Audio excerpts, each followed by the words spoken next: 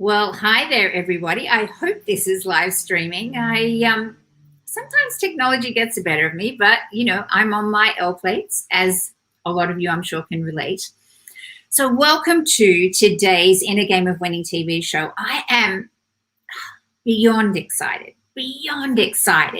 to introduce you to a very dear friend who I've known for probably about the last 13, 14 years, maybe even 15. But you're going to find out how I was sitting in a theatre many, many moons ago wishing I was her. Anyway, without any further ado, I'm going to bring on our amazing guest today, Mariette Rups-Donnelly, and welcome her to the show. So let me bring that up and let me bring... Yeah. I'm just going to move this back a little bit because I've got my working stuff right there. Here we are. There we go. Good. Oh, good. Thank you for joining us. I am so excited because, as I think I mentioned to you when we were doing our little pre-stream call, you're our first amazing, outrageously successful performer that I've interviewed on the Inner Game of Winning. They've all been Olympians, which is fabulous for all of the amazing athletes that we're wanting to empower. But you and I have a performing arts background, and so it's so special that it's you, Mariette, is all I can say. So I don't want to do this huge big blurb about who you are, because we're going to discover who you are, aside from the fact that, as I have said in the promo videos, you are definitely the former musical theatre queen of Australia. And yes, you are, let's face it, you're being very humble. So there are so many things that I want to dive into today. First of all, tell us about how you first started, dancing or singing, or what was it? What was your very first class? Well, I first went to kids' ballet class. My sister was doing ballet, so I started to do ballet too. And my mum, of course, thought it was very important that girls grew up with great deportment and all sorts of things, grace and elegance. And but she was not interested in us doing anything else. When jazz came to the fore, we were allowed to do jazz, but things like tap or anything that was a little bit too show busy, we were not allowed to do, because there was no way in her head that we were going to go into show business at all. This was purely because nice girls learned to dance. Yes.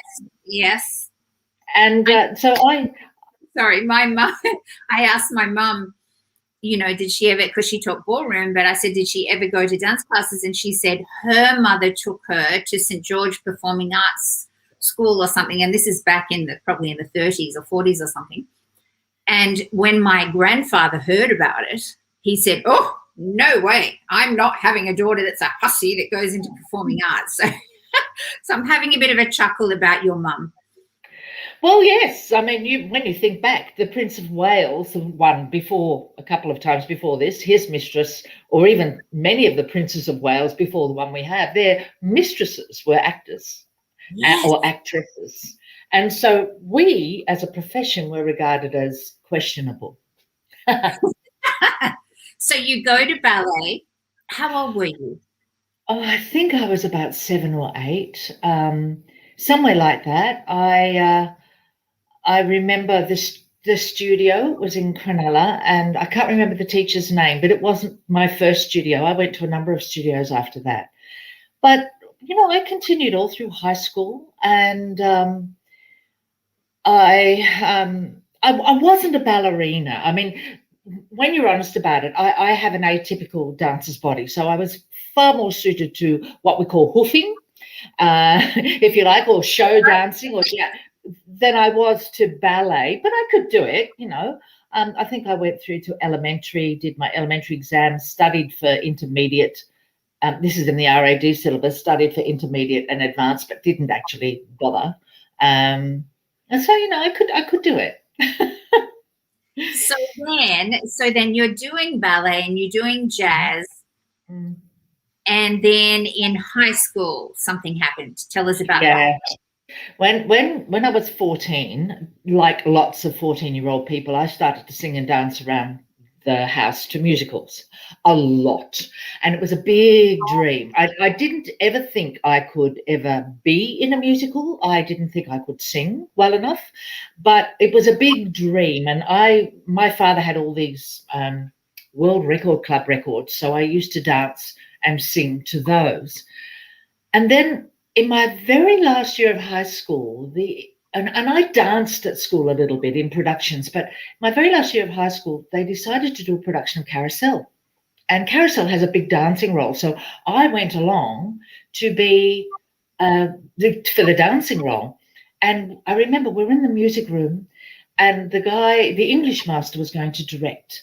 And we all had to sing a wonderful song called If I Loved You from Carousel. And he walked around the room and he picked 5 of us out and he brought us up the front. Now, I looked around me and the other 4 girls, they were all younger than me, but I also knew they all had singing teachers. So he got us all to sing together, If I Loved You. And then without my realizing it, one by one, he shut all the others down. And I was there singing by myself. It was quite an extraordinary moment, and I spent the rest of the afternoon in the girls' toilets crying. But I sang. I actually sang, and from then on, I entered the school talent quest, and I won a couple of singing sections, which was rather exciting. And a dance section. I then begged my mother for singing lessons, and she said no. So being a resourceful child, my ballet teacher of the time, who was also a single mum, was earning money apart from her ballet school. She was a beautiful dancer, by the way, this woman, Beryl Yop, her name was. And she was dancing, she had a troupe of girls dancing at the St. George Leagues Club. We go back, St. George, you and I. Yes. The St. George Leagues Club behind, they were the dance girls. Some of them in feathers and, sequins and things. And I just said to my mum, well, I'll get the money myself and I'll go and join Beryl's group of girls and dance at the club. I got my singing lessons. She paid for them. She did not want you to be a tits and feathers girl. No. Oh, no, that would have been her worst nightmare. Yeah. I did wear tits and feathers in one show once after that, but, I think we've all done that. I did that in Greece, actually, but we won't go there. Anyway, so you get your singing lessons. Yes. Then what? Well, then my singing teacher was quite connected to the entertainment industry. She was training me as an opera singer. She said, no, you have an opera voice. And she was training me as an opera singer. But then she said to me, there's auditions coming up for Godspell. Now, Godspell had been running already for 3 years in this country, and it had been very, very successful and had gone through a number of casts, and the casts were all touring and everything. So she organised for me to audition, and I went along and I sang the theme song from Romeo and Juliet, as I remember, which is, I can't remember now, this name of the song. But I sang, and then they said, sing. They got me to sing a song from the show, Bless the Lord, and they said, sing like you talk.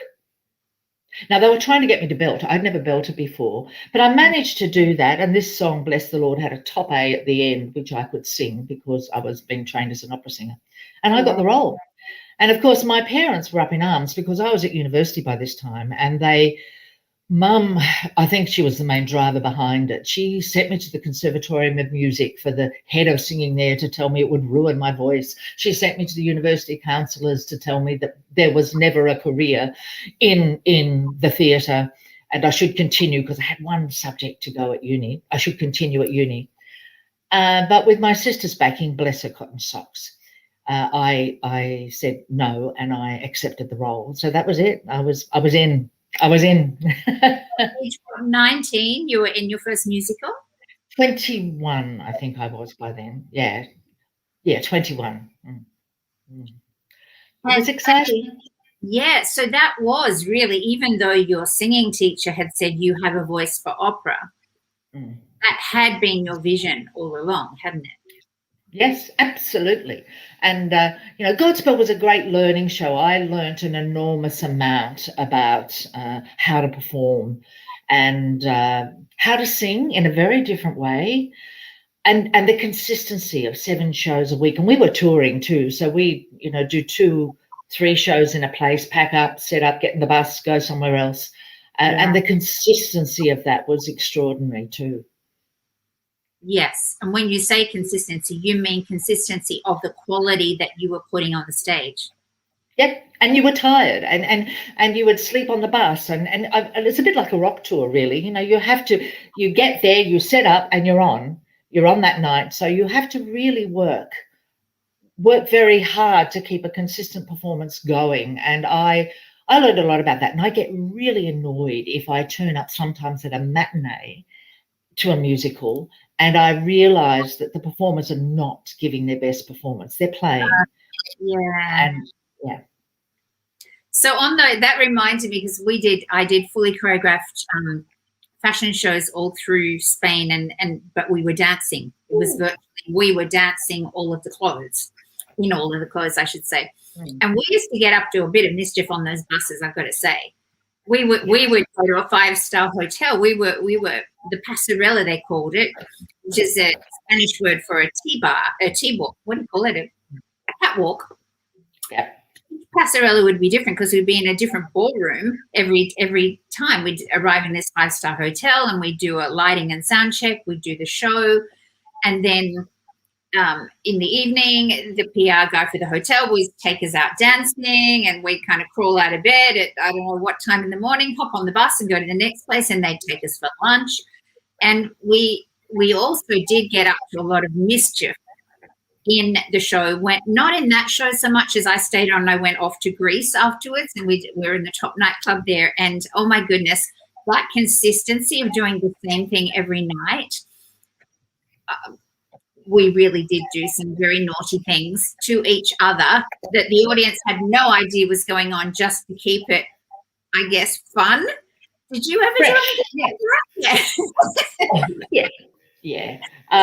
It happens. It happens in all shows. You might go to a show during Easter, and if you're looking very closely, you'll see little, Easter chooks, chickens and roosters sort of appearing in just on little bits of the set. They're not for the audience to see, but they're for the actors to enjoy.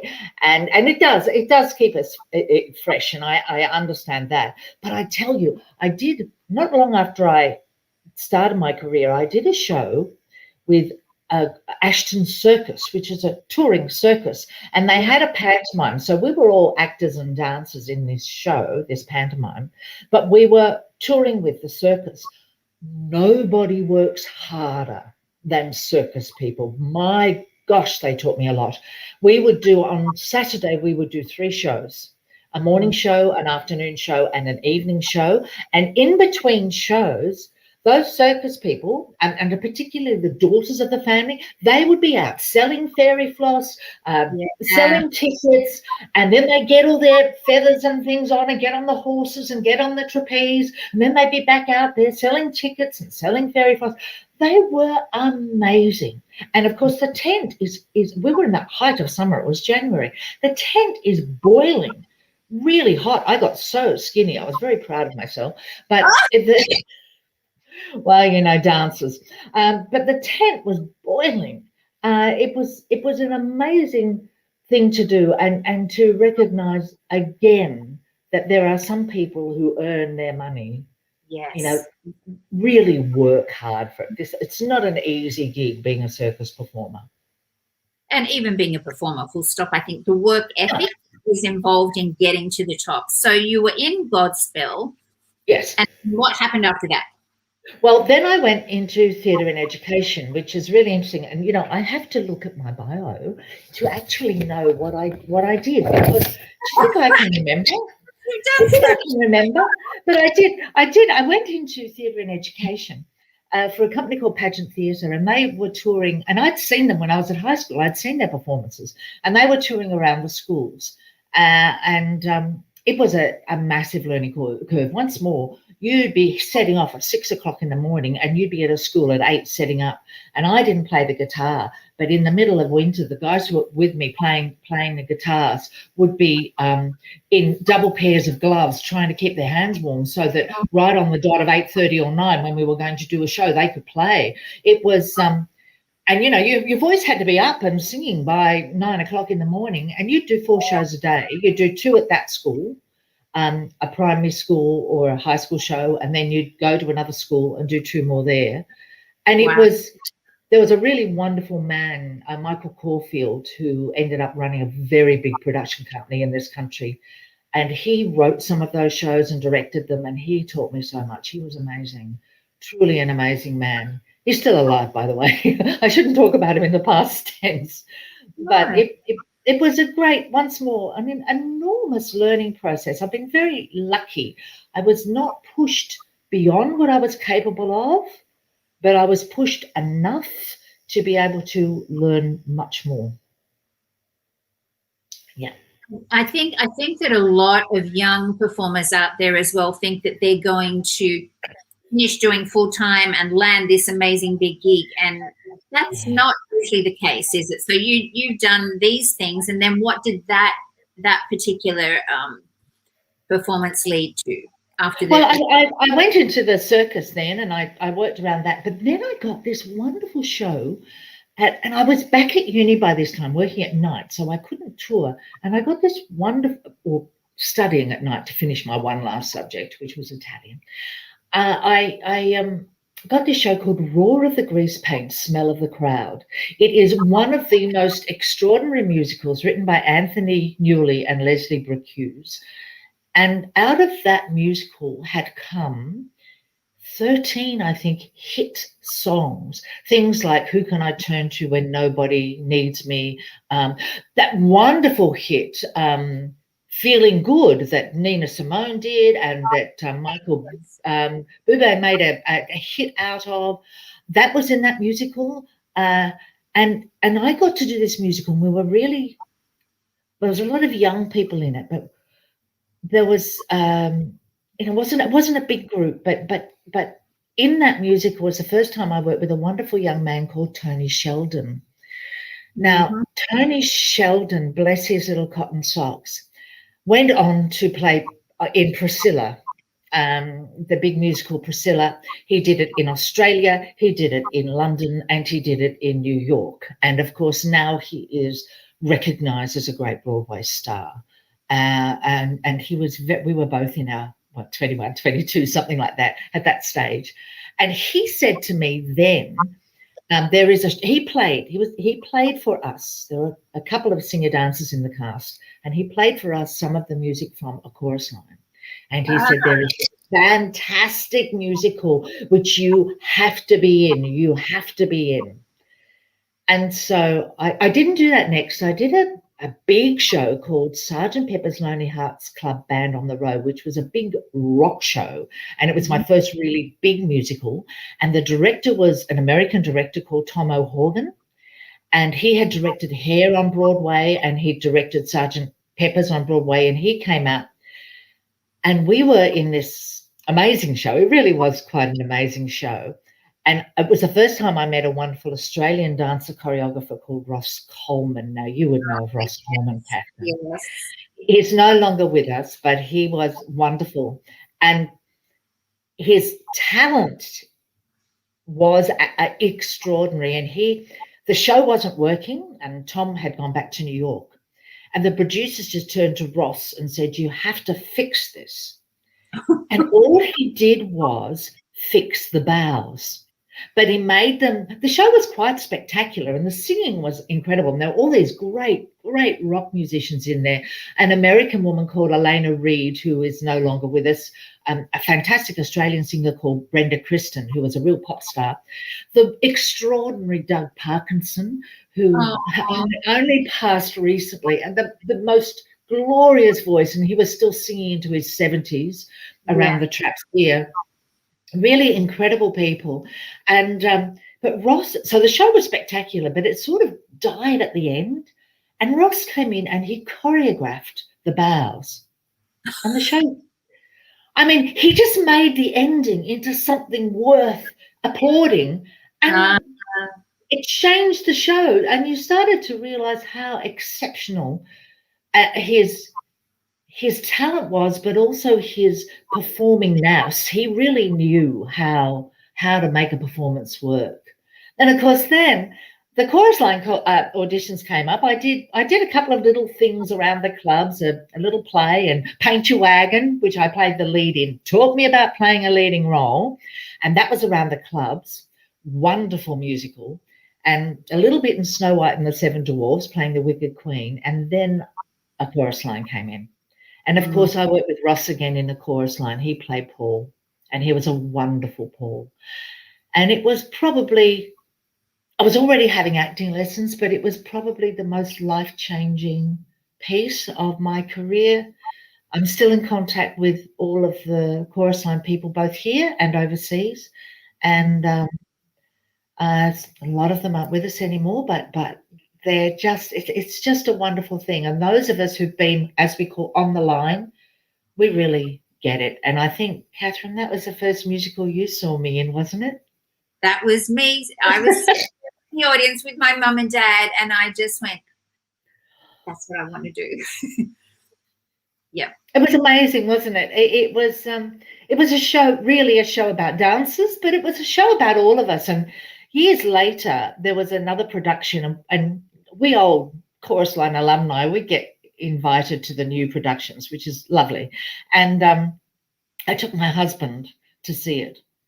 And I was wondering if he'd like it or not, because to me, it was such a show about performers and dancers. And, and he said, no, this is about all of us who work really hard in the background and never get the recognition or the kudos or the glory, but we still do it. We still turn up and we still work hard and we still love it. And I thought, wow, he's right. That was interesting to hear from a non-performer's perspective. Yeah.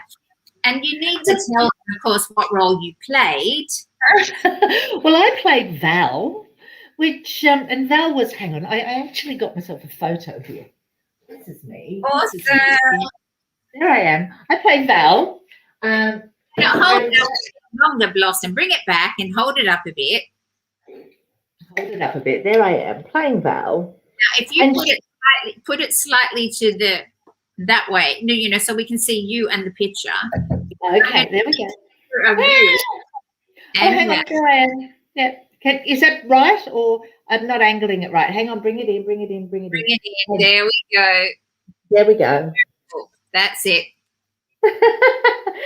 So her name was Valerie Clark, but she sang a song. Hang on, this is going to fall over. I just put it up against the thing. There we go. She sang a song that was known as Dance 10, Looks 3, where she says that she had turned up, and she was a fabulous dancer, and she turned up at auditions, and she swiped her dance card after the audition, and she saw in it, they said, Dance 10, Looks 3.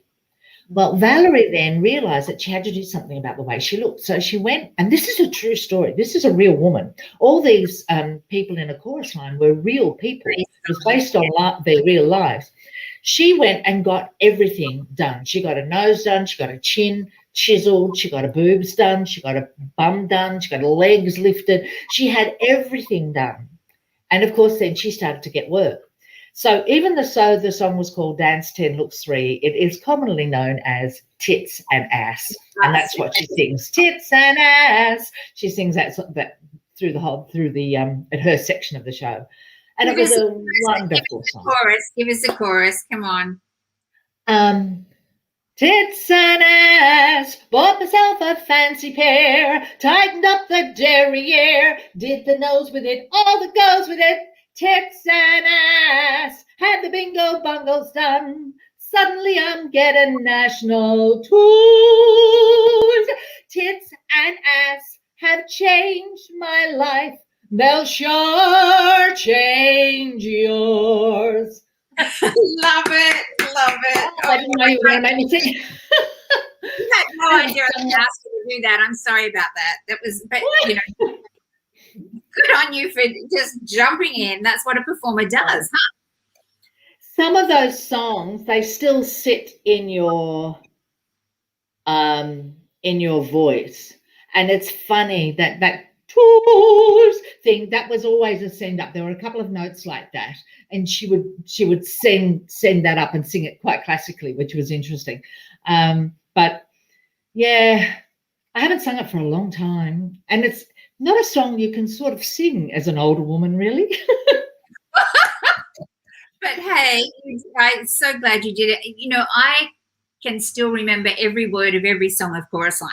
That's how many times I got the album and played it over and over and over and pulled back the music room. We had a music room in our house, and at nighttime I'd pull back the vertical blinds, and that was my mirror, and I would act out, you know, the whole show basically.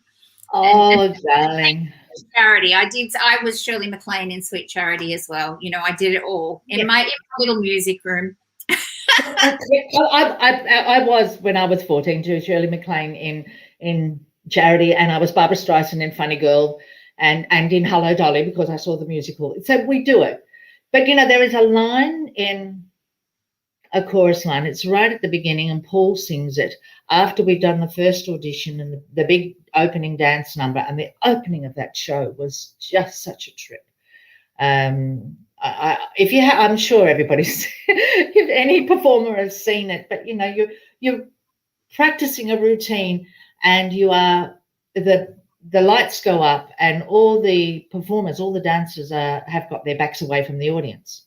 Yeah. And they're practicing this routine, they're going through it, they're dancing through it, and then the director of the audition says, okay, everybody facing away from the mirror, a 5, 6, 7, 8. And he yells that out, and everybody turns and starts the opening sequence.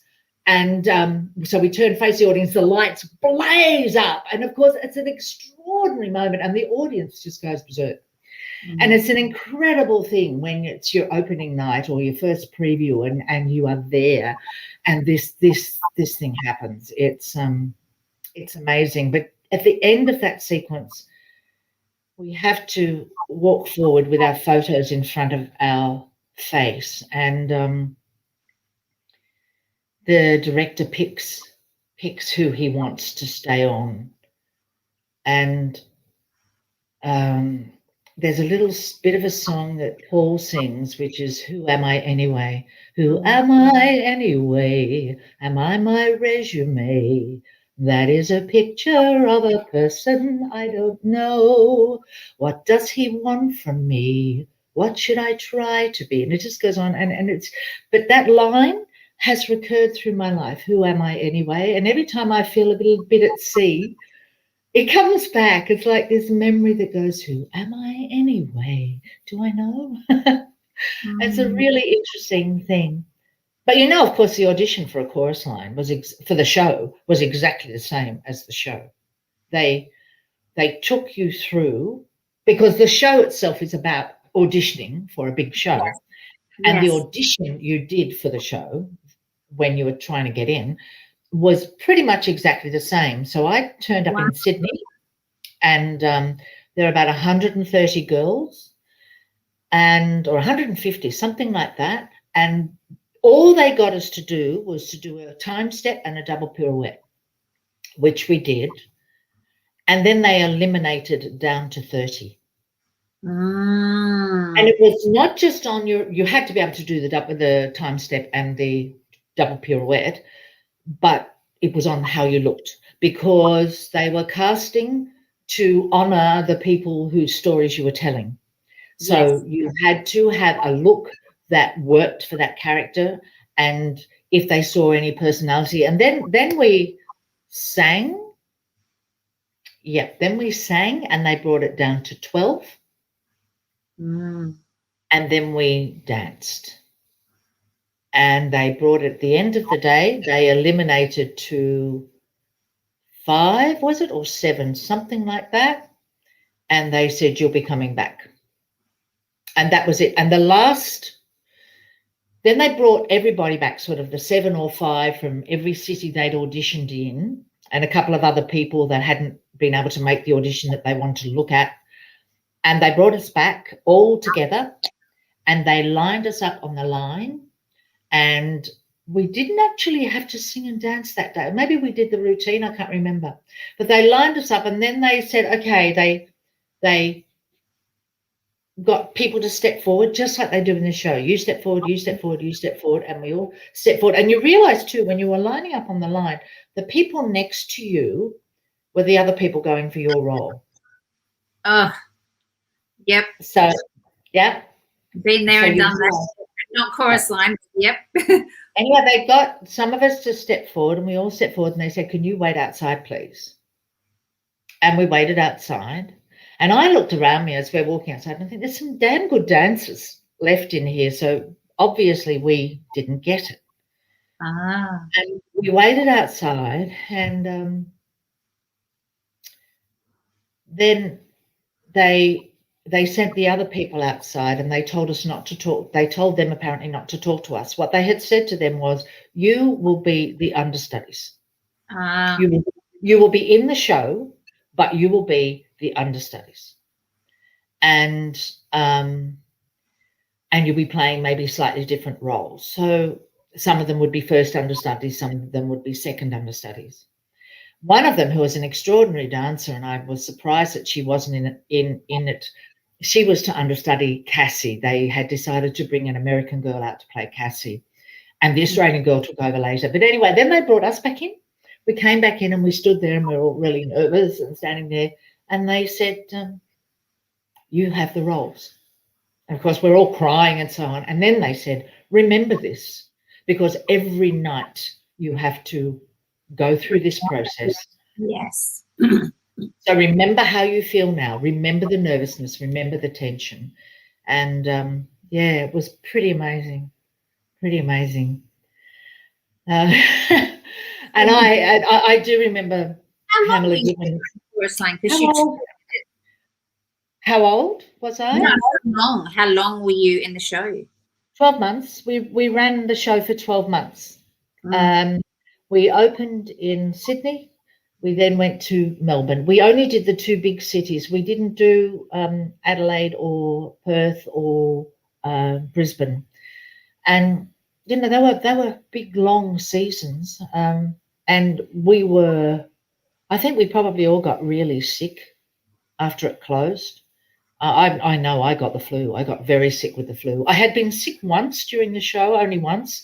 So I missed, I think, 2 performances. I had bronchitis, serious bronchitis, and I had slept through, a terrifying thing to happen.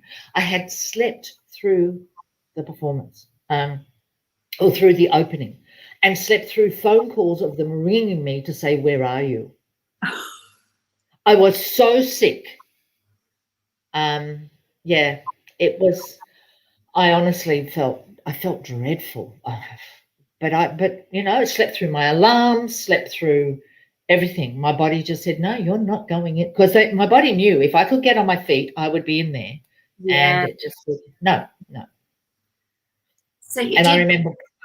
Sorry, go on. No, there was another time that was in Melbourne. There was another time in Sydney. I think I missed a performance. And my mother took them on for that because I couldn't. They had a lot of the first cast was sick, and they said, "Come on, Mariette, come in. You can do this." And my mother said, "If she stands up, she falls over," which was true. I only missed one show, I think, but if I stood up, I fell over, and I can't stand on the line. I'll be falling over. So yeah. And I think that might have been at the Capitol Theatre, was it, in Sydney? I'm trying to think where I was when I saw you. No, somewhere else. No. Oh, down in the back of Chinatown. Yeah, Her Majesty's. The Capitol hadn't yet been refurbished at that point, and I think it was refurbished for Phantom. Maybe so I'm wrong. You did chorus line, and then what happened? After you got well, you got sick, you got better. Well, we finished in Melbourne, so I stayed in Melbourne. I'm a Sydney girl, but I stayed in Melbourne, which was fun. And I was living in a wonderful house there that was connected to a lot of film people, so that was interesting for me. And I did a show in Melbourne called The Emigrants, which was half in Italian and half in English. And my bit of Italian at university came into. But the challenge was that we weren't just singing in what they call Romano Italian, which is the Italian you learn, or speaking in it. We were also singing in dialect. So I had to sing a song in Abruzzi, which is a really, and Calabrese, which is also another really almost guttural version of Italian. But it was, and then I had to go along to the Italian radio station with one of the guys in the show who was Italian, thank gosh. He could speak Italian. But I had to go along to this radio interview in Italian. Oh, it was, and you've got to understand, I had done 1 year of Italian at university. That was it. I hadn't majored in it. But, I muddled my way through. Look, honestly, I'm a great believer in saying yes. And and if somebody asks me to do something, I will say yes before I think about how am I going to do this. Yeah. If it's something that I think, oh, that would be fun, I will say yes. It's something that my mother never understood, bless her little cotton socks, because when I had children and I would get offered a show, she would say, oh, well, you can't possibly do that. And of course, that little voice in my head would go, as you know this voice, Catherine, just watch me. Yeah. Just watch me. And I would organize my life. And sometimes I think I did it to the detriment of my family, of my husband. And I have apologized profusely for that because this dream is incredibly powerful. It drives you through all sorts of things. And yeah. So you also had a rather major role, shall we say, in this really small musical called Evita. Well, it came a bit down the track. I did a show with a magician, a guy called Ross Skiffington, who I am still in contact and absolutely adore, which I sang in, and there was just the two of us. It was a two-hander. Lots of fun. Learned a lot about magic. Another very disciplined, terrifying. And I did. I went into Annie. I took over from Nancy Hayes and went into Annie and finished the Sydney season and did the Adelaide season. But while I had been in Melbourne, I had auditioned for Evita. And this is a big role. This role is probably, it's like Funny Girl and Hello Dolly, but probably more like Funny Girl. Evita, you're only off stage for 11 minutes. And those 11 minutes are spent in very quick, very fast changes. So it's full on. And I was too tall, and I knew that because one of the producers of the show had said to me, you need to audition for this, but you need to wear flat shoes. I'm not that tall. I'm as tall as you, Catherine. I'm only 5 foot, just under 5'6". But the way Hal Prince was casting this musical, he wanted a tiny, dynamic woman. So when you look at all over the world, Elaine Page and Patti LuPone, and what we call the first Evita in Australia, Jennifer Murphy, they are tiny. They're really tiny. So I was too tall, and on that level, I don't know that I was ever considered to be what they call the first Evita. So all the Evitas, including Patti LuPone and Elaine Page, had struggled with their voices at the beginning after about 3 to 6 weeks in the show. And they'd had to take a bit of time off. And they realized that 8 shows a week was too much. So they made it 6 shows a week, and they cast a second Evita to do the matinees. And then when the first Evita wasn't able to sing, that second Evita would take over the nighttime shows. And then there was an understudy as well. So the second Evita was called The Alternate. It was a shocking position to be in. It's not that I hated it, but they didn't know what to do with an alternate. And as much as I love the show, being the alternate, and in fact, my throat just closed up when I said that, which is really interesting. It still creates tension. Being the alternate was very difficult. I have to cough, sorry. Yeah. Sorry. Being the alternate was interesting, and I don't think I've said this to anyone much before. But anyway, I got cast in the show, so it was terribly exciting, and I got cast as the alternate. But something they didn't tell me when I accepted the role was that I would be dancing in the chorus on the nights that I wasn't playing Evita. Oh, wow. Now, apparently this had started because the alternate in Los Angeles, I don't know who she was, but she said, "Oh, I'm going to get so bored. I'm a dancer. Can I dance?" And then, of course, I thought this is a great thing because they get Ava to dance. Now, the second Evita had to do a couple of things. She had to sing at the very opening, along with the first Evita, and she had to sing. Oh, she had to come on and when Evita was dying and remembering her life in the big dress and do a whole lot of stuff there. But what was really challenging about it was you'd be up on what they call the Casa Rosada, the balcony, doing Don't Cry for Me, Argentina, singing and having people screaming at you, Evita, Evita, and so on, all the chorus screaming at you. And then that would be the matinee. And then in the evening performance, you were down on the ground going, Evita, Evita, and watching someone else. Now, psychologically and emotionally, that is seriously damaging. Yeah. And it's also not really great for everyone else because there'd be comments around the cast, other people would come and comment on how well I'd been in the afternoon and really, really sort of not very pleasant things which shouldn't have been happening. And my understanding is that when they had an alternate in Sunset Boulevard, the alternate just didn't have to be there unless she was performing. And that's the way it should be. You don't, and it puts a real competition and reviewers would come and review us both, which was fine, but, then they'd compare sometimes, occasionally, and it was really, really not very healthy. And I still, I don't know that I handled it particularly well. I was, 26, 27. Nobody gave you any psychological counselling about how to deal with this. And, of course, the first Evita's voice, bless her, she was fantastic. But she started to have vocal trouble fairly early on. And they pushed her. And I covered for some performances. And, in fact, in Melbourne, I think I did one week where I did all 8. Which was a bit of a killer, but they asked me to. They said, look, we'd prefer to have you on, so can you do all 8 for us? And I said, yes, I will, because, being me, I say yes. And, it was really quite challenging,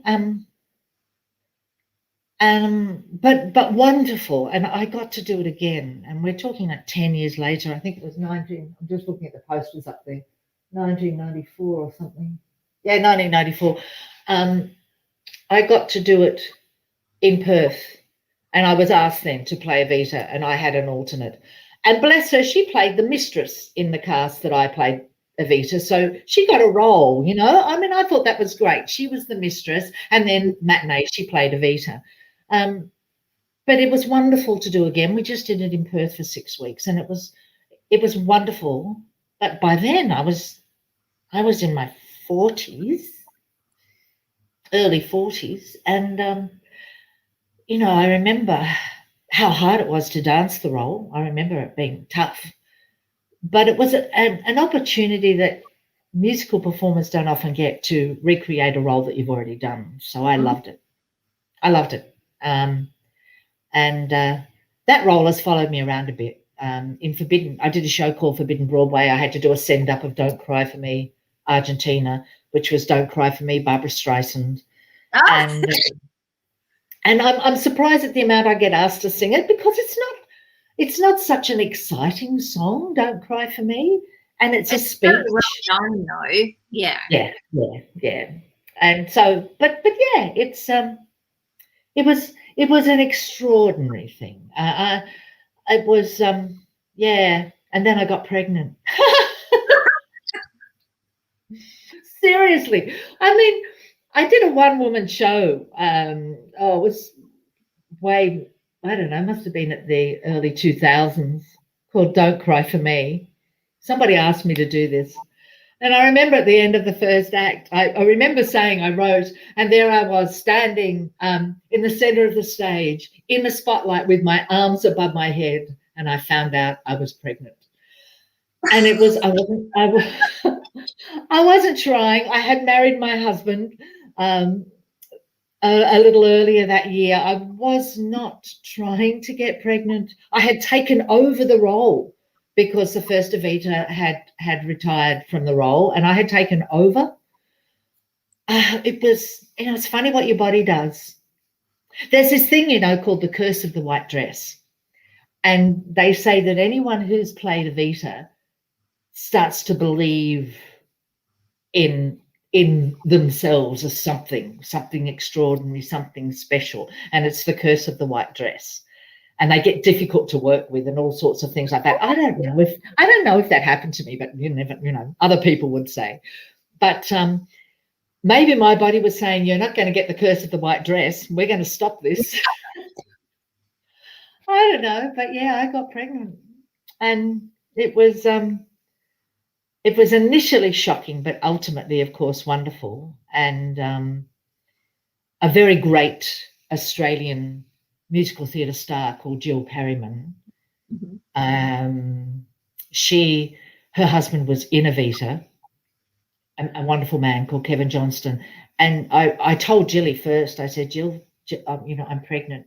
And she looked at me and she went, oh, it'll be the best thing. I know what you feel now. She said, I know what I felt. But she said, it will be the best thing that's ever happened to you. It'll put your life, your career, and your world into perspective. And of course, she was right. Absolutely right, So, yeah.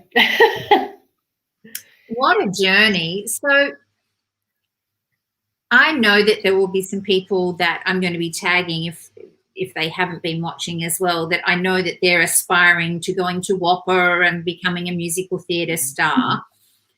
What, you've been there, you've done that. What tips and sage advice can you share? What are some gold nuggets that you've certainly learned that you didn't know when you entered the industry or aspired to enter the industry? Well, look, I was a very frightened performer. When I was a kid dancing, a lot of dancers did Eisteddfods. I did one. I almost collapsed and melted into a heap. I did a ballet school competition, and I remember my sister came around before I went on and wished me good luck, and I just collapsed into tears. I wanted this so badly that my fear was enormous. And of course, nothing in my life told me I had the right to do this. There was no performers in my background or performance skills from my family. But I really believe in, if you want something enough, you go after it. The first time I ever sang in public was at university. I sang French songs at a French day. That was fine. The second time I sang at a French play, and I could hardly get my voice out. But by a year later, when I sang in a university musical of the Gondoliers, I didn't sing perfectly, but I was able to get past the fear. And you learn to manage fear, and you manage it by putting yourself out there as much as you can, but also by there's lots of techniques around it, which of course you, Catherine, are an expert in, and you can help people in, but you have to persist. And there is a wonderful quote from Calvin Coolidge. It's quite a long quote. I shorten it to nothing succeeds like persistence. But the absolute quote, can I read it? I got it here. Yeah, it's really powerful. It's by Calvin Coolidge, and a beautiful actress who was in Big River with me, which I did a long time after Evita. 2 children down the track, I did Big River. And an actress called Ros Gentle, who's now lives in Los Angeles and is doing wonderful things. She showed me this, and the quote is, "Nothing in this world can take the place of persistence. Talent will not. Nothing is more common than unsuccessful people with talent. Genius will not. Unrewarded genius is almost a proverb. Education will not. The world is full of educated derelicts. Persistence and determination alone are omnipotent. The slogan, "Press on," has solved and always will solve the problems of the human race. And I think that's something that you do learn as you go along. You learn to just persist, to just keep going. You learn to go to auditions and not think about the outcome of the audition or the outcome of the screen test. You go there to sort of do the best you can. And you walk away, and the first thing you must say to yourself is, what was the best thing about that? Okay, Yes. so what am I ready to try next time? What can I try next time? And we teach actors like this now. And Yeah. and you don't, I used to walk out of screen tests in particular, and as soon as I got out the door, I go, next, and go, that's it, done. Shut the door, close the door on that, and walk away. If you get it, fantastic. But you're on to what's going to happen next for you, and you have to think like that. What is next? Because auditioning and screen testing is intensely personal. Now, having sat on audition panels myself for schools, big schools, I didn't ever sit on the audition panel for Whopper, but I did teach at Whopper. I did sit on a particular audition panel for NIDA. What you want to come with is you want to really have worked it so you know it inside out. So know your monologues, know your song, know it inside out. So much so that you're bored with it. Because what you need to be able to do is play. And you can't play if you're still remembering, if you're still trying to remember words. You have to be able to mess around with it. So when you are learning the things you have to learn for an audition, do it out in the garden. Do it while you're hanging washing. Do it while you're washing up if you still wash up. Do it while you're doing other things, chopping vegetables, and then mess around with it. Don't try and learn it by rote. Use technique to understand where you're going and the journey of the piece and the journey of the song, but don't try and have a set way of doing it. Allow it to be free, because they will ask you to do that. They will throw things at you and say, okay, so, just say that the premise of the song didn't really happen, and they'll change the whole reason for the song and then ask you to sing it again. And it's really important that you can do it from your perspective. Never try and think about what you want, what they want to see from you, because you're working in the wrong place. It's not, you don't perform for them. Yes, you give your energy to an audience always, but when you are performing, you don't perform because in your head you think, oh, they want to see me do it this way. No. You've got to be true to what you can discover in that moment. And that's really important. And it's not something I remember all the time myself. This is a lifetime learning. Performance is this lifetime journey. You just, once you're on the railroad, you just keep rolling and learning. And, we all get nervous. In fact, the only one time that I ever, ironically, it was something to do with chorus line, but I was in a teacher's number when I was teaching for 2 different studios in Sydney, and we're doing a teacher's number in the end of year performance. And I had gotten into my head, this is many, many years ago before I knew better, I'd gotten into my head, I was comparing myself to this beautiful ballet dancer called Julie Davis.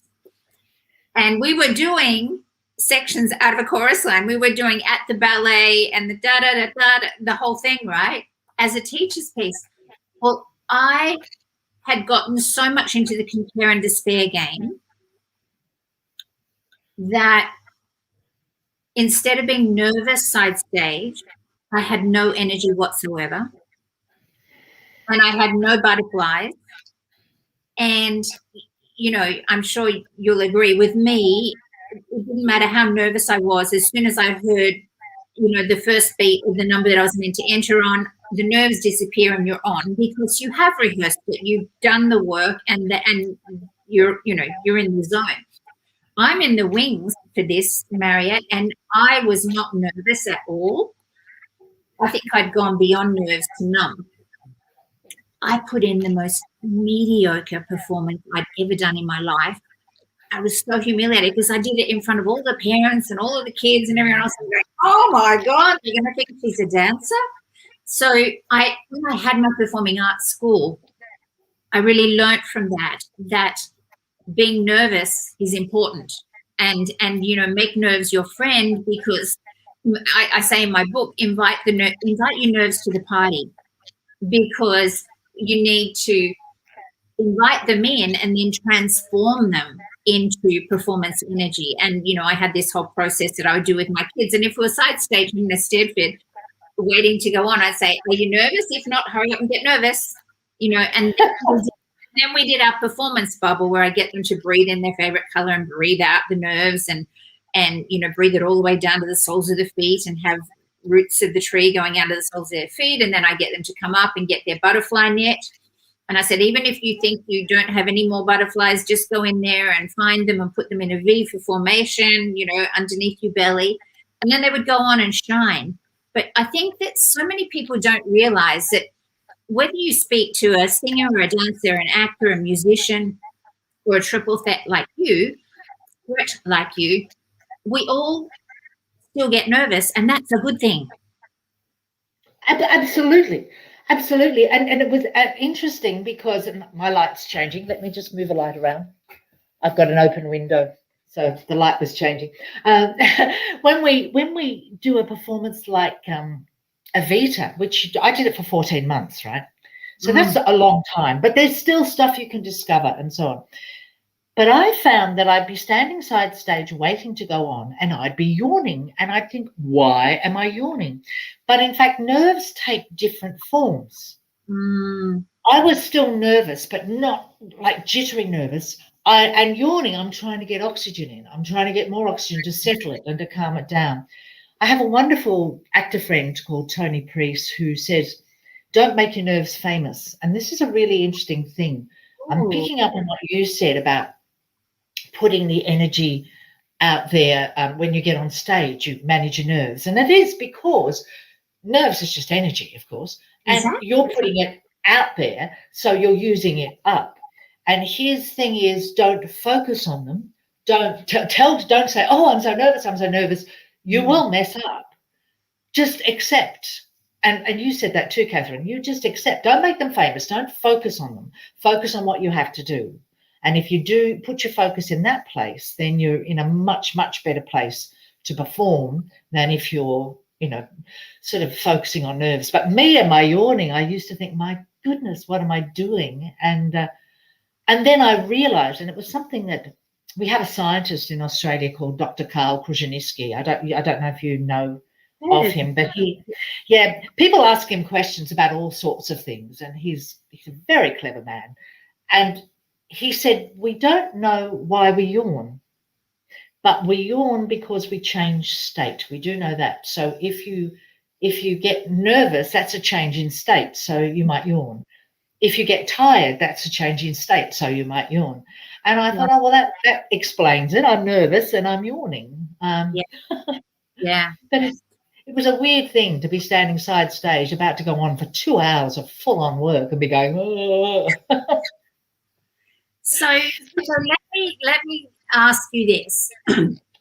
What part of, obviously, persistence and showing up, and I think I shared with you when we're doing our prep call, I used to always, well, I didn't always, because I used to stuff up at auditions, but then I learned to reframe them and call them a free lesson.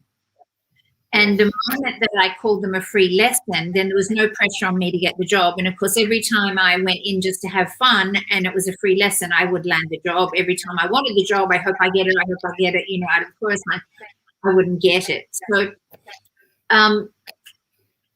what do you think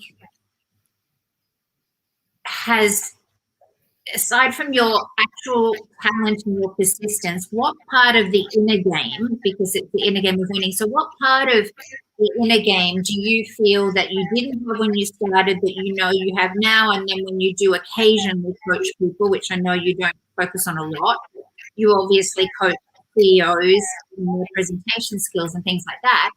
So what part of that inner game do you credit for your success?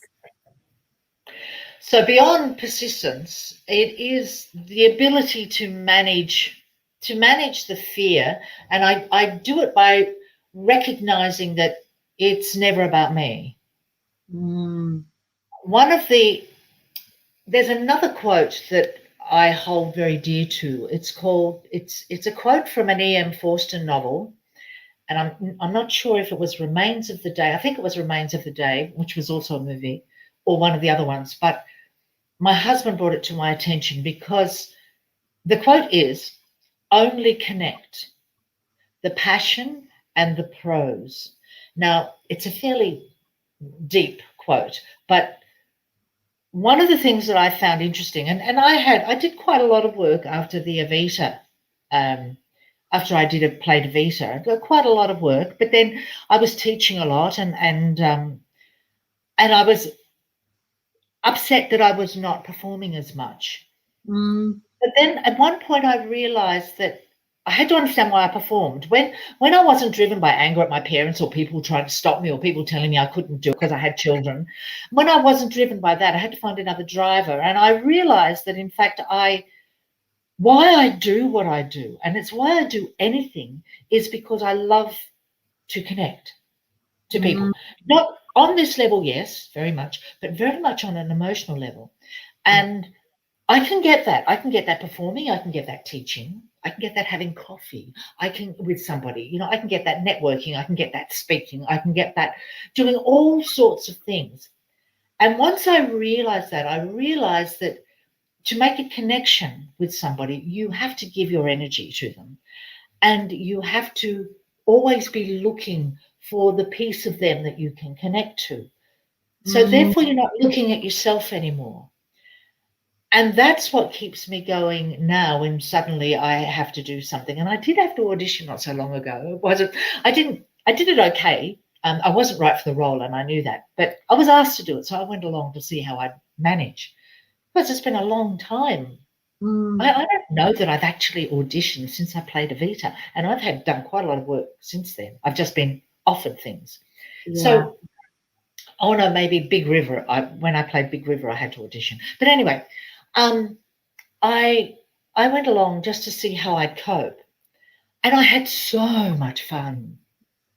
Yeah. And I know I didn't do it as well as I could have. I wasn't as prepared as I should have been. I run a business, and I had a lot of other things on my plate. But understanding that it's not about you, Mm.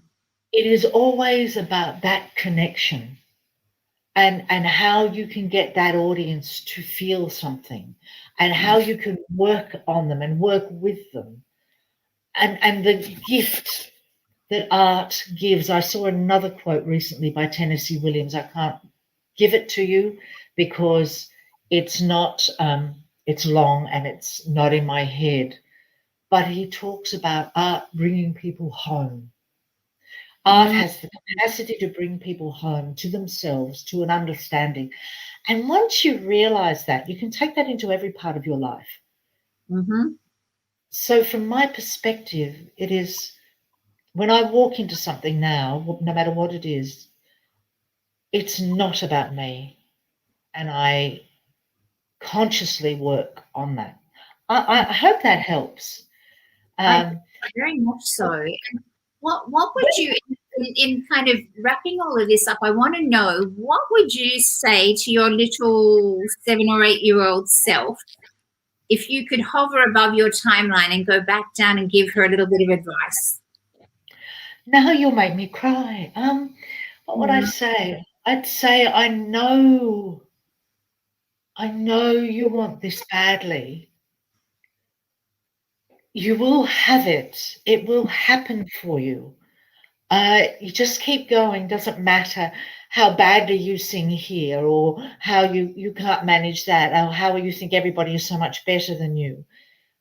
It will happen. Just I will say persist. Just keep going. Just keep going.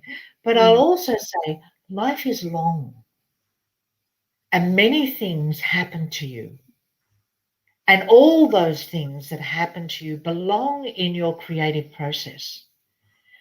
And so therefore, all the feelings you have now at 8 years old, they're worth remembering, because somewhere along the line you'll find another 8-year-old who needs help with that. And when I was adjudicating, I would sometimes see some poor little girl, sometimes like me, on stage with glasses, terrified to sing the first words of her song. And I'd think, my gosh, I know that feeling. I remember that. And I would go to her like I would go to my own 8-year-old. I know it wasn't always ethical for an adjudicator, but I would walk away from my little seat. I would walk down on the stage and I'd say, we're going to get through this. So I'm happy to wait for you.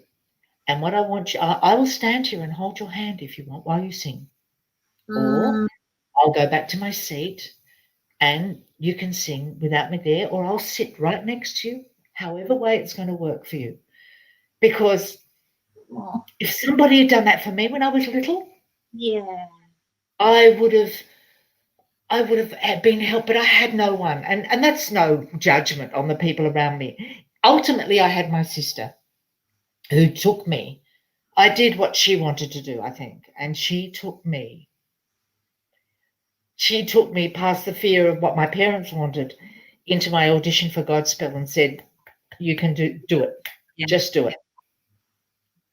And you are perfect. In fact, she said, you're perfect for this role. And so I had her at that point. But that's what I'd say. Just, it's okay. Find the people who support you. Find your little stars, the people who have your best interests at heart, and they will be there for you.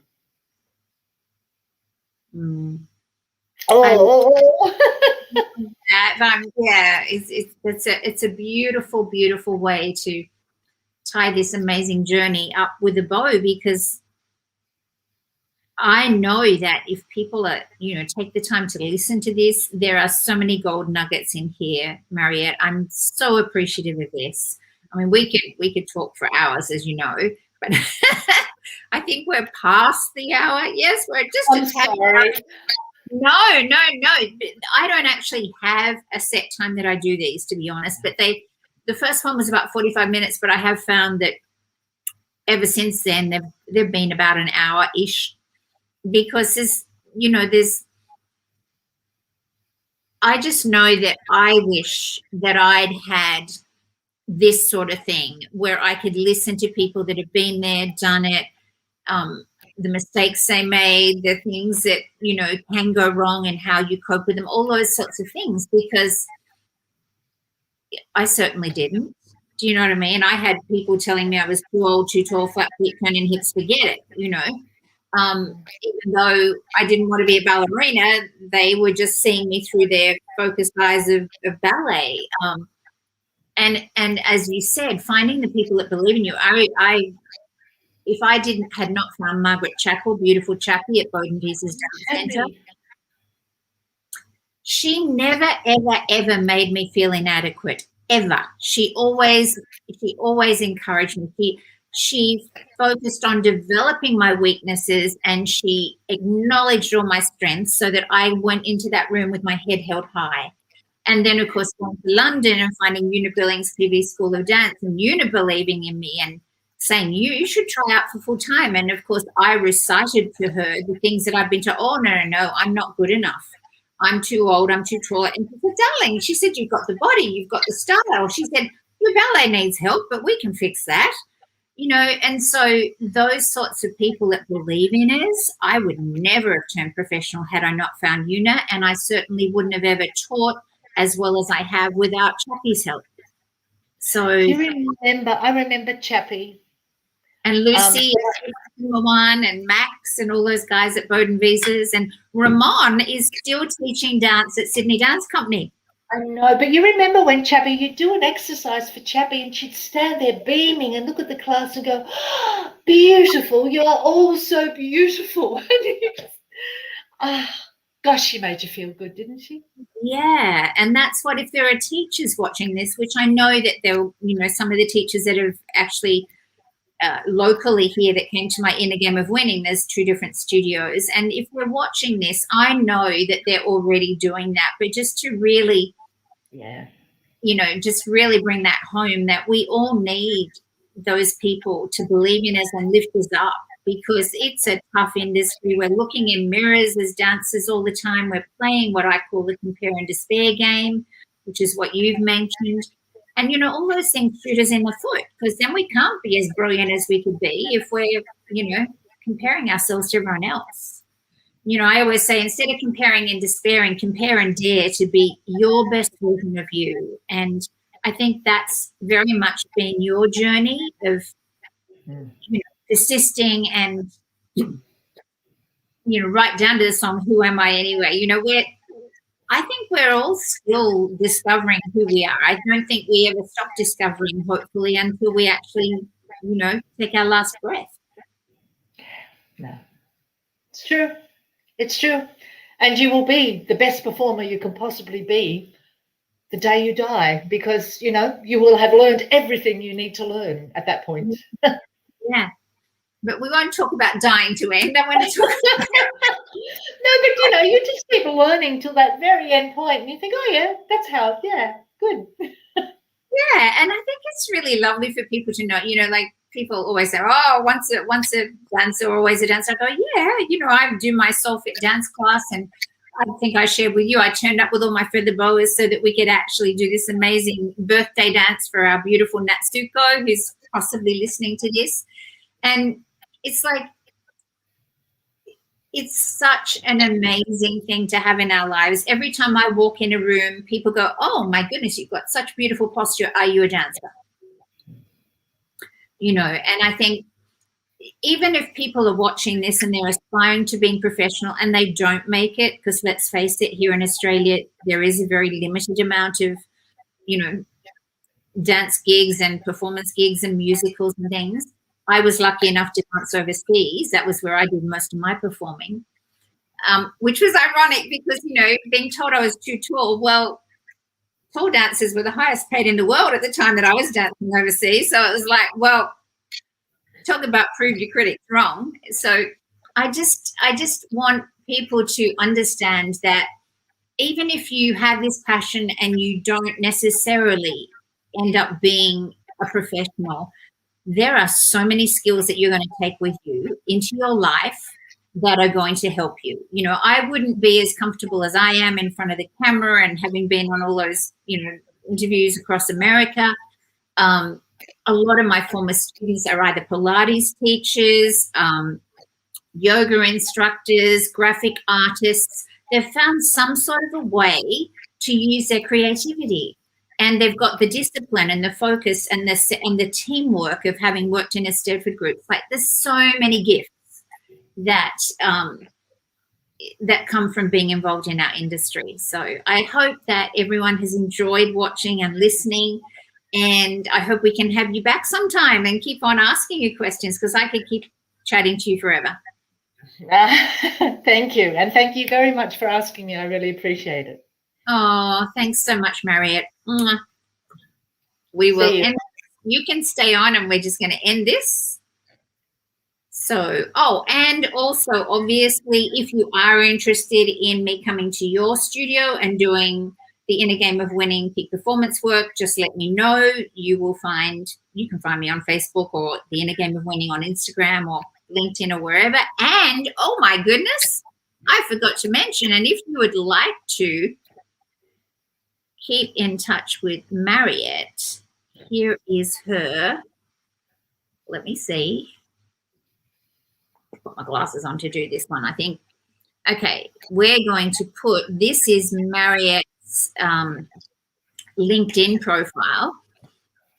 If you happen to need some skills in presenting, whether it's to a sales group, whether you're the CEO, this is your girl. I mean, this is your goddess / woman who's not a girl anymore.